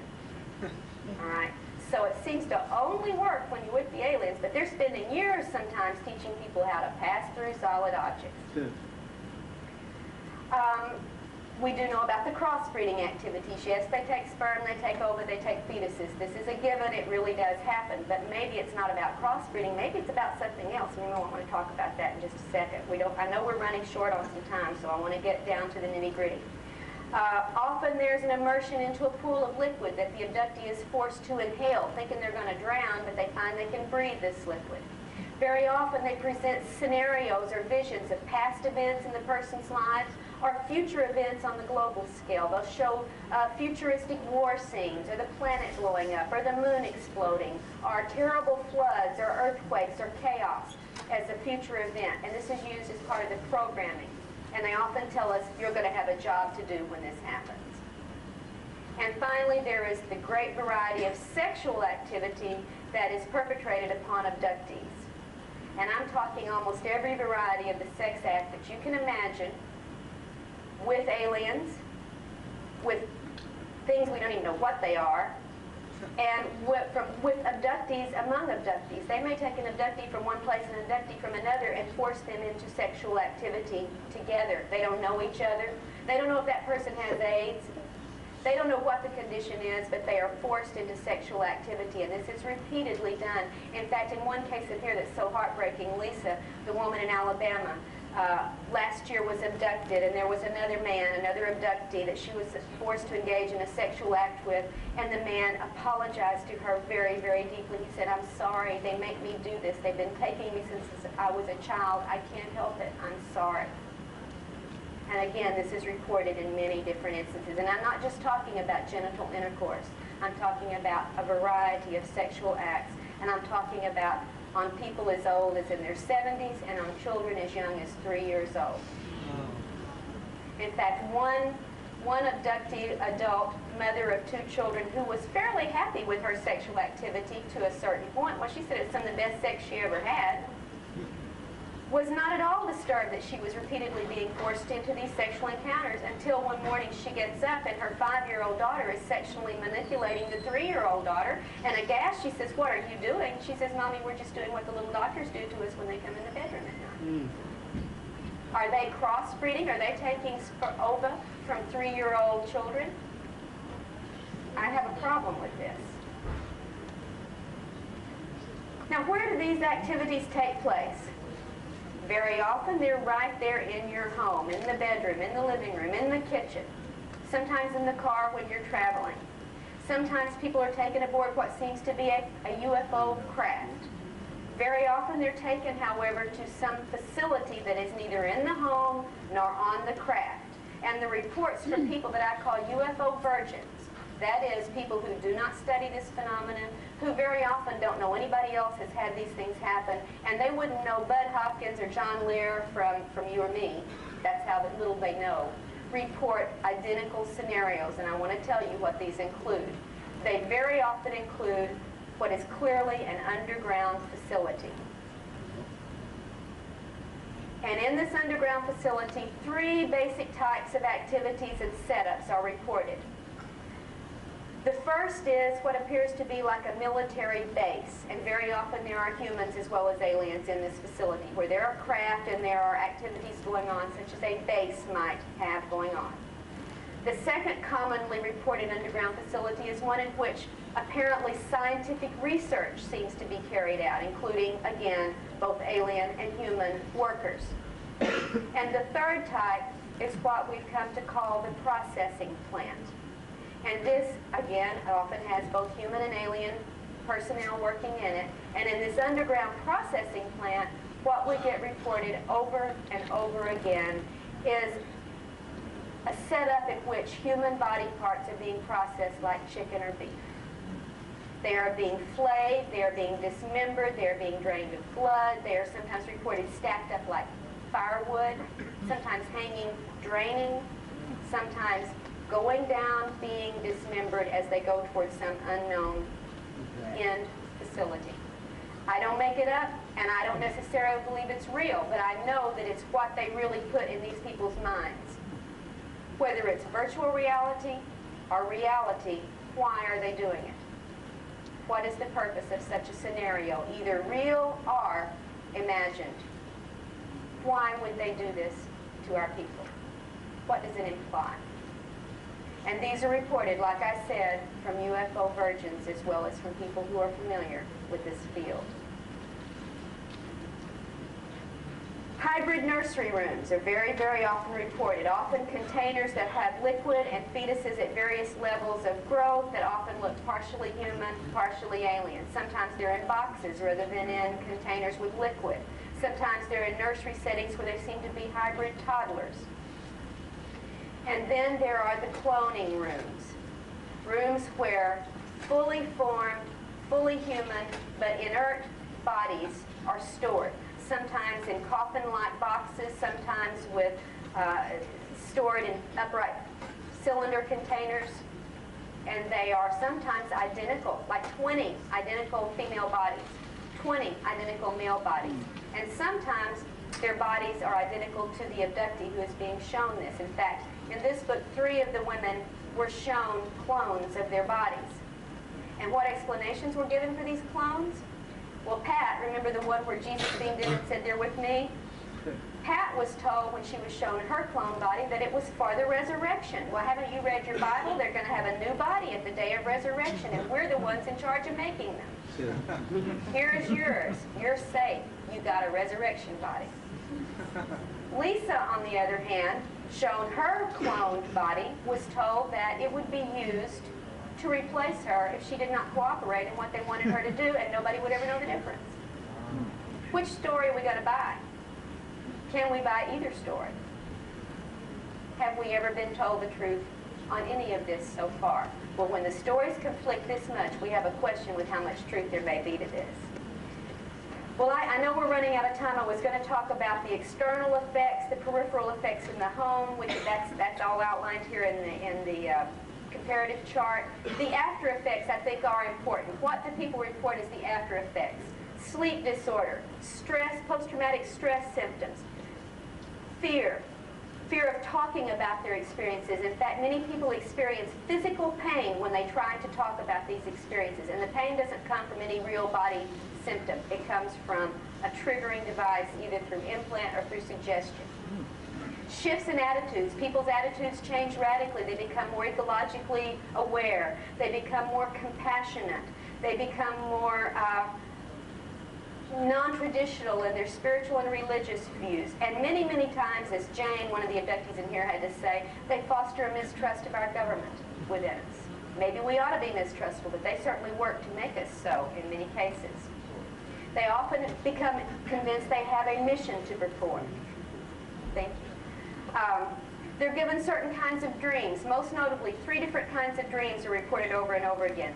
One dream I call from one abductee's report, the night of lights, and that some of you may have had this dream when the sky is literally filled with UFOs, and it's when they're coming now. This dream is very, very, very common among abductees. The second kind of dream, earthly disasters, great floods, great earthquakes, great cataclysm in which the abductees have a job to do, reported over and over again. And the third kind of dream reported frequently is that of a prophetic event. And many, many times abductees dream about certain events that actually do come to pass. Very often they are disaster events. Gynecological problems we've already talked about. Sexual dysfunction is a very common after effect of this. Marital problems rife after this happens. I can't tell you how many abductees in the last 2 years have gone through divorces when they were happily married before. It is extraordinary the kind of stress on the relationships these people experience as after effects. Degradation. Now, as many people who realize a spiritual awakening and uprising from the experience, we got the other side where they go through the degradation of their personal lives, as we talked about with the drug abuse, the promiscuity, the self-destructive behavior, the suicidal tendencies. What do we know about human involvement from these reports? Of these 8 women, 4 have been abducted and interrogated by military human personnel. They want to know what's going on just like you and I do, but they're using better technology to try to get their information than you or I have. We have military personnel, medical personnel, scientific research personnel, very, very often working with aliens on board craft or in the facilities. We see an increase in helicopter activity over the homes of abductees when they begin dealing with this or having current situations. We get the phone surveillance, we get the mail surveillance, we get people followed, we get people with taps on their wires, people whose homes are broken into and the only thing taken is UFO-related documents, etc. And then, of course, the interrogations like Pat's family went through in 1954 and my husband went through in 1988, and 4 of the women in this book have experienced on military-based facilities at the hands of military personnel. So that's what you're going to find spelled out in much greater detail than I can go into in 20 minutes here in Taken. And I hope you'll have a chance to look at that at some point. The book that will be out next month is called Masquerade of Angels. Barbara and I have been working on this for a couple of years now, and it's an ongoing research project. This involves Ted Rice, a man who was born in Alabama, who was born to a very ordinary family. He was a rural cotton patch kid. He grew up in the cotton patch farm area of northern Alabama. But from a very early age, he began to have a series of extremely paranormal events. Before he was even in school, these go back and we go through, in Masquerade of Angels, we go through very thoroughly documented instances of paranormal events in his life.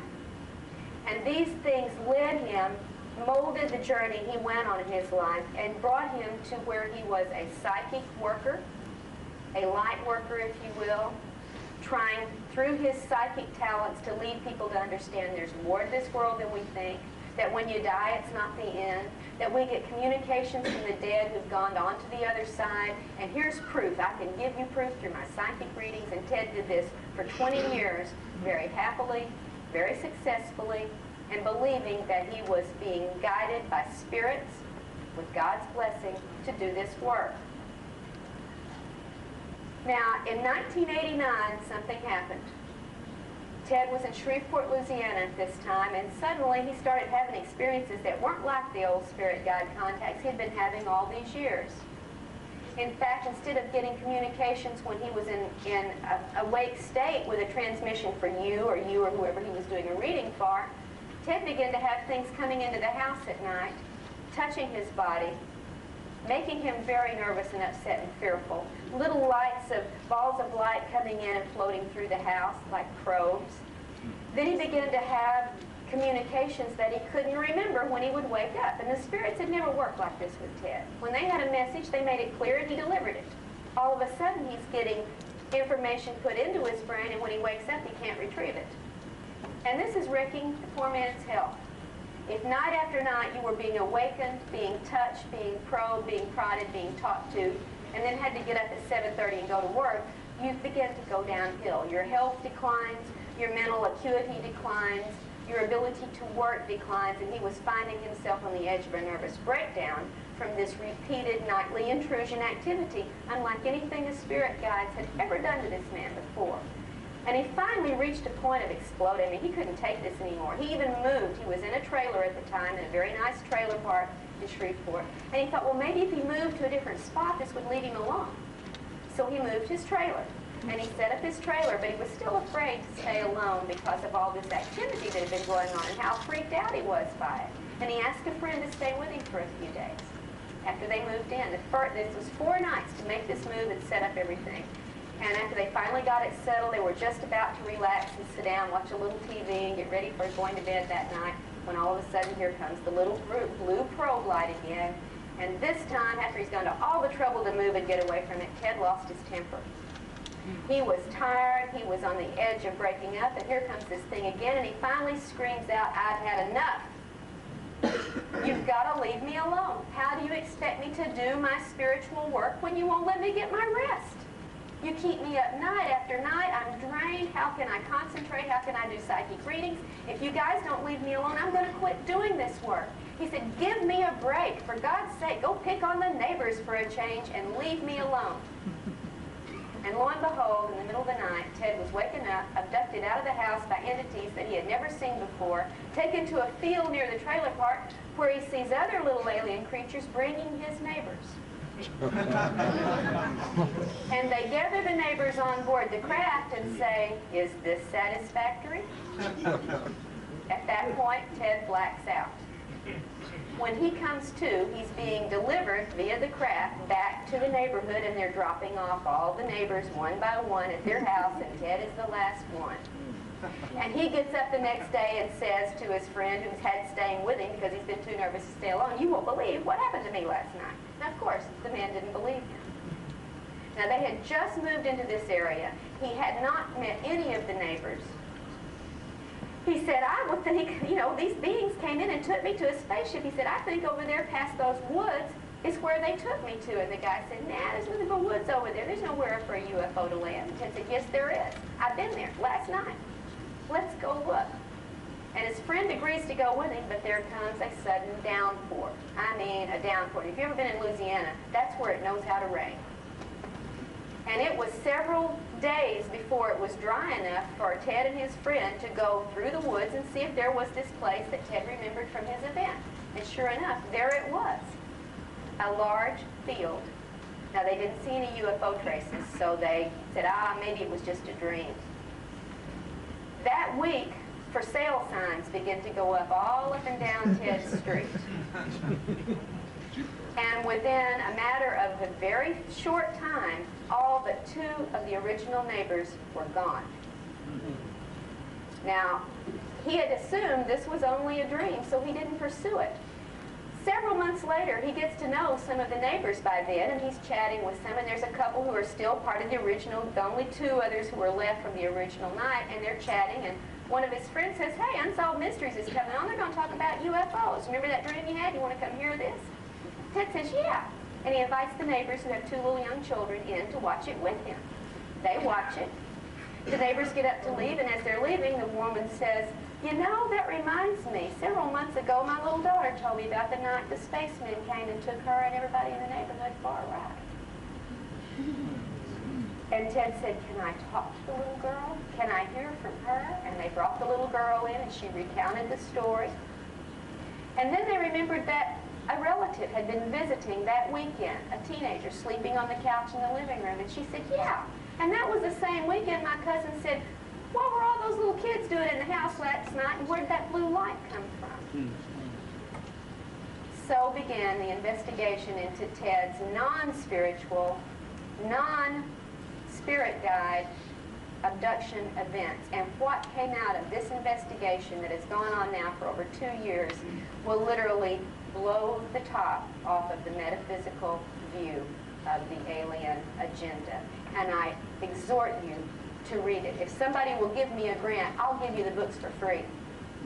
I think it's that important that you read what we have discovered about what goes on with this agenda, what they're doing with the black box, what they're doing with the cloning, and what they're doing with our souls.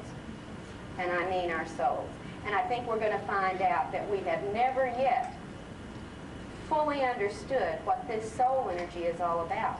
And we're in for a surprise when we find out what can be done with the manipulation of our soul energy by these beings and why they may be doing it. And of course, since I do hope you'll look at the book, and I only have 2 minutes left before we go to question and answer, I cannot go into all of the details. I don't mean to be a tease, but this is a story that would take a week to tell you. But I'll tell you, it starts with one of the New Age prime stars and takes you on a journey that's going to turn you 180 degrees around on what you think is going on with these spirits, these aliens, and this masquerade of angels that so many of us, with our good hearts and our good love, have accepted at face value. And my message to you is nothing at face value. They can deceive, they can use illusion, they can control how you respond, what you see, what you feel, and what you remember. And if you're going to take any of it at face value, I got a bridge I want to sell you. And I thank you, and I'll be happy to take questions and answers at this point.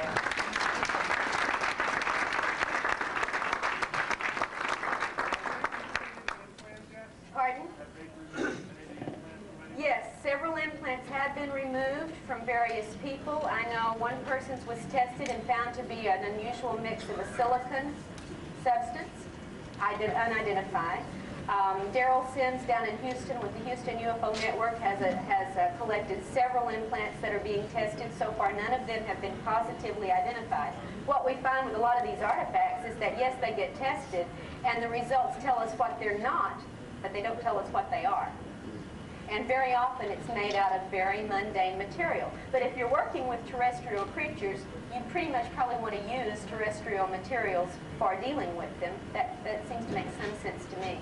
Sometimes these little, like Barbara showed you, did you show the little hip implant, the little bead type thing with the wires? Very often they look like that, a small cylinder with little wires coming out. Some of the ones into the ear, like Amy in here, had 2 implants removed, one out of the neck and one out of the ear. The ear implant looks like a plastic, pliable material, and you can see through it, sort of pinkish orange colored, and there were little type of wire devices or lines within it, but when it was removed and exposed to air, it disintegrated.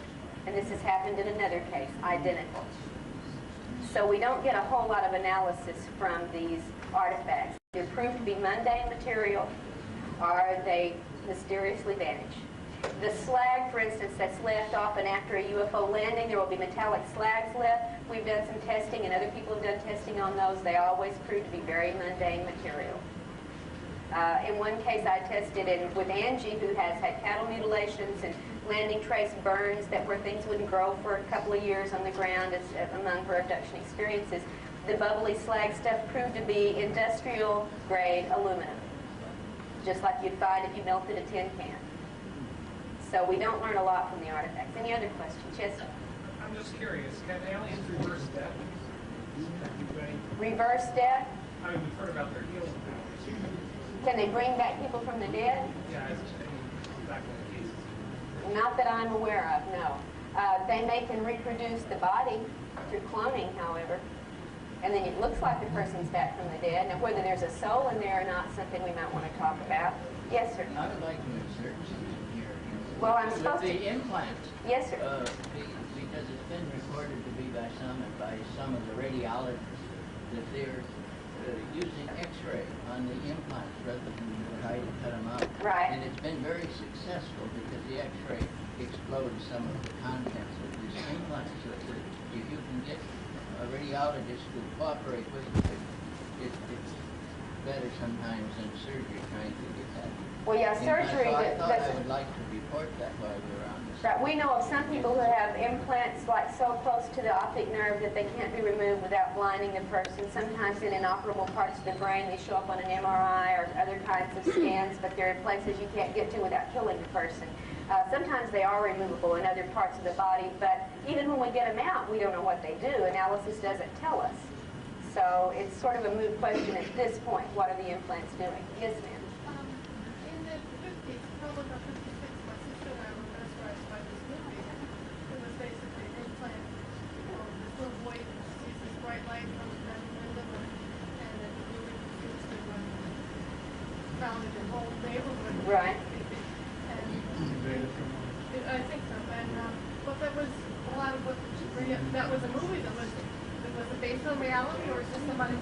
Well, implanting was going on before the movie, so maybe it was based on reports that are based on information that the public needed to know about in a very non-threatening way, so they put it into a fictionalized account. That's often been done with they put it in movies, they put it in advertising. Anybody remember the last few months, the stovetop stuffing commercial? Yeah. Two little boys are sitting out on the steps, and one of them says, "I wonder why moms quit making stovetop stuffing for dinner anymore." And the other kid says, "Maybe she was abducted by aliens and replaced with a mom look-alike." And then they go into dinner, and mother says, "We've got stovetop stuffing for dinner," and the little boy says, "Mom, you're back." She smiles evilly and says, "What did you expect, an alien?" Yeah, we get the information out in a number of non-threatening ways. Yes, sir. Dr. Turner, do you think that if the government, because of their involvement with UFOs, maybe if they had let the general public know as early as 1947 after the Roswell crash, that maybe the public that might be more prepared or, prone to believing? Certainly that seems logical to me, to prepare people early for something that important, but the government's never been logical in its life. Right. Their idea is you keep a lid on it till you have control of it, and unfortunately they couldn't get control on it. So we're left with the lid, and the lid is a whole lot looser and a whole lot heavier now than it used to be. I think one of the things we have to really work on, since they're not going to do it directly, is us educating each other. What can people do about this phenomenon? The first thing they can do is wake up and do their homework, read the material that's out there, connect with the people who are doing the research and having the experiences, educate yourself first, educate your family second, and then take it to the streets and educate your community, because you cannot go and demand official recognition or response or action until there is an outcry at a strong enough level that these people are scared enough for their jobs that they're going to respond to you. Just like in any other political situation, if you want action, you've got to bring pressure, and you can't bring pressure till you've got information. Yes, sir. Is that going to make a difference, though? Is that going to stop anything, make any changes? We don't know. We don't know, but by golly, we got to try everything we can. And I think one of the things we could try on the individual level is to raise our awareness through education to a point where we internalize a strong and constant and steady resistance to all things negative. And you got to recognize something's negative before you get that resistance. All right? So that's where you start. You educate yourself to the facts, and then you decide which ones you want to support and which ones you want to resist, and you make that internal. And you say, "But I can't resist. They paralyze me when they come in and take me." Yes, they do, but they don't paralyze your mind. And if you can work to have a constant, vigilant, resistant awareness, you can blast them. We have had people who have hurt them by imagining a bomb going off in their faces. They can't move, but they can think a bomb exploding in their faces. We also need to learn to fight in our dreams, because much of the contact they do is internal, and it happens during our dream phase when they come in and give us virtual reality dreams. Start fighting in the dream. That's where we start, is with resistance, and that's right now all we got to offer. But we need a response from our government. If we've collected in the private community this much information, my God, think of how much information the governments of this planet have collected with their equipment and their surveillance. And this, above all, is where we need to share an effort. Yes, sir. Have you noticed a pattern of compulsive disorders? Absolutely. The compulsions and obsessions reported by abductees are phenomenally common and phenomenally illogical. Yes, and this seems to be one of those after effects, as much as the sexual dysfunction or the sleep disorder or any of the rest of it. Yes, compulsions that elicit certain very strong, damaging emotions, and there is at least one group of these beings who literally harvest the emotional energy. Barbara has called them emotional vampires. I think it's a good term. And they will do what it takes to elicit that kind of emotion in your life so they can feed off of it, or they can harvest it. And one of the things we have to learn to do is recognize how they manipulate us so we don't do it. We don't want to give them that. The one emotion they do not like from us is anger directed at them. That's the one they don't want. That's the one we should give them. Yeah. Isn't it the fact that the government is working with them? Well, we get report after report of government and human, military, research, scientists, and so on working in facilities with aliens. But we don't know if they're working voluntarily or if they're under coercion. Right. We don't know because we're not let in on what the government already knows. If they're working with them and cooperating with them, why in the heck are they taking all these abductees and asking us what we know about it? Right. You don't have to ask what your allies are doing. They're your allies. So we don't know what that's... I'm just telling you what people report. And the number one thing you've got to always remember is that abductees report alien-controlled information because our perceptions are under control. We've got to not take it at face value. There are ways, through hypnosis and through other methods, where you can probe under these screens, under these illusions. But it's not easy, and it takes a lot of work, and it takes some expertise. So we don't know if they're under coercion to do it, if it's voluntary, but yes, it is reported very frequently. Yes, sir. I was wondering, are there many instances where abductees actually don't know whether they're abducted or not, but have had dreams?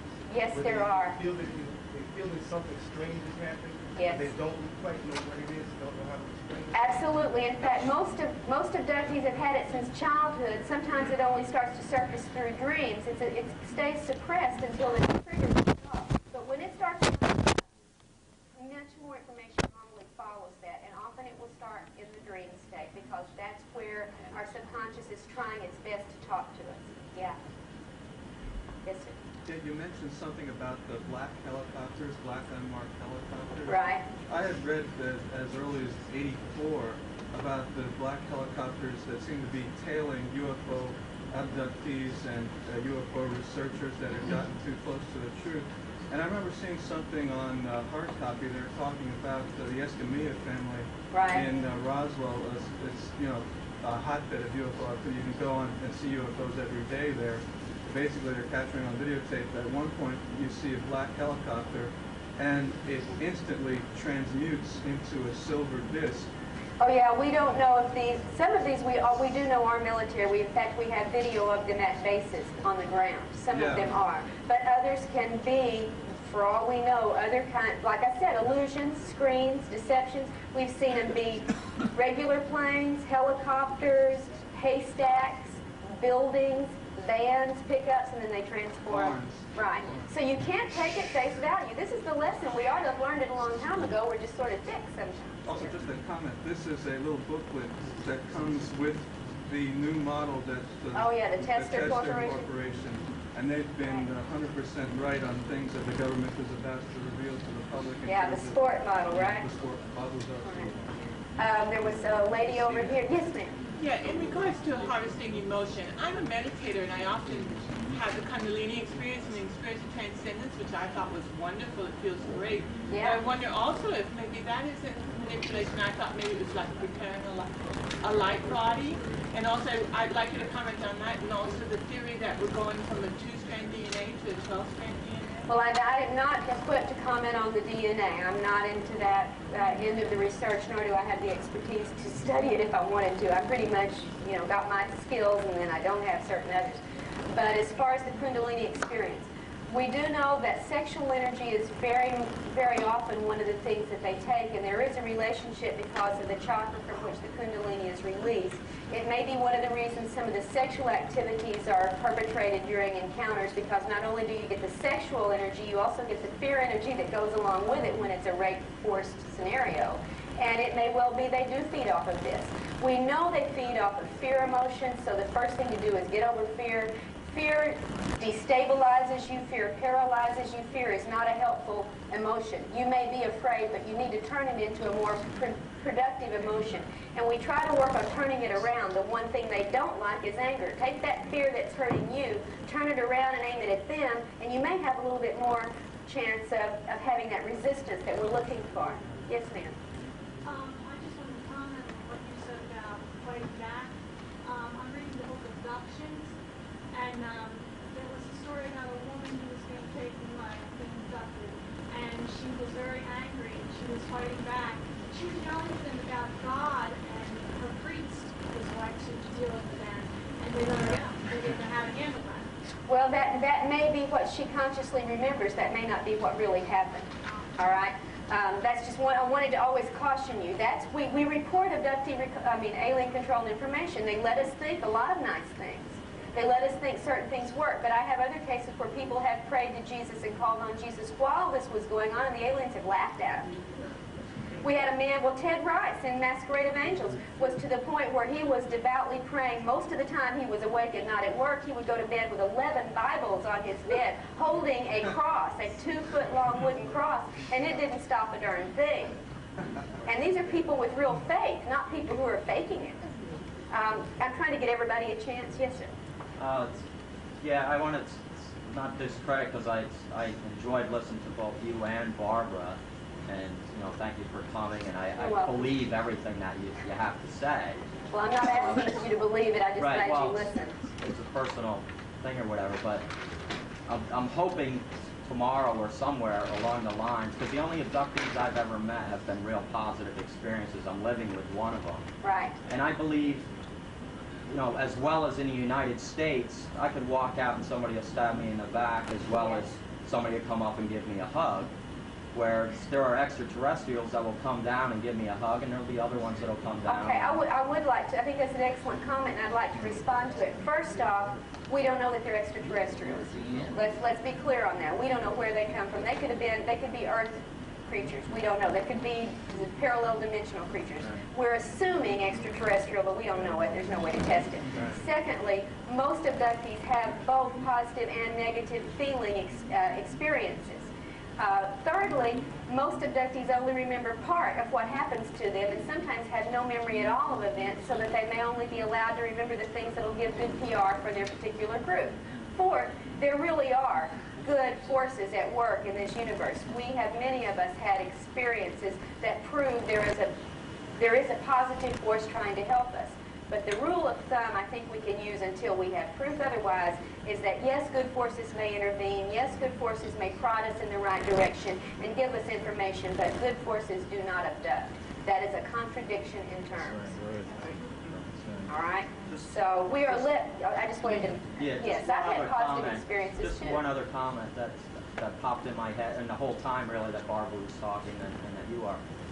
I haven't heard anything that either of you have said that isn't what we are doing, either to ourselves or to animals or anything, it seems weird, or a hypocrisy, not saying that you or I or whatever. Right, you mean the human but, race. Yeah, the human race as a whole. I mean, we're getting a pretty good, clear picture to somebody looking at it. Oh, these guys must like cutting each other up, and let's we go also down and have a pull great an arm deal of off and see what happens. hypocrisy on the part of the aliens, too, by the way. Let's not forget that. So maybe that we are kin more than we think. On the one hand, they accuse us of destroying our planet, and they're going to have to do something to change it. On the other hand, they turn around and say, you are our creation, we made you what you are, you belong to us. Well, they made us what we are, and they made us destroy our planet? Yeah. I mean, you got to have some logic when you start listening to what they're saying, because they're very contradictory in their communications.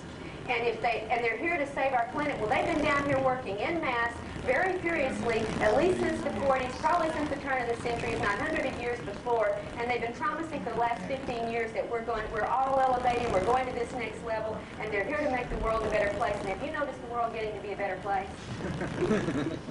They're very inept if that is their job.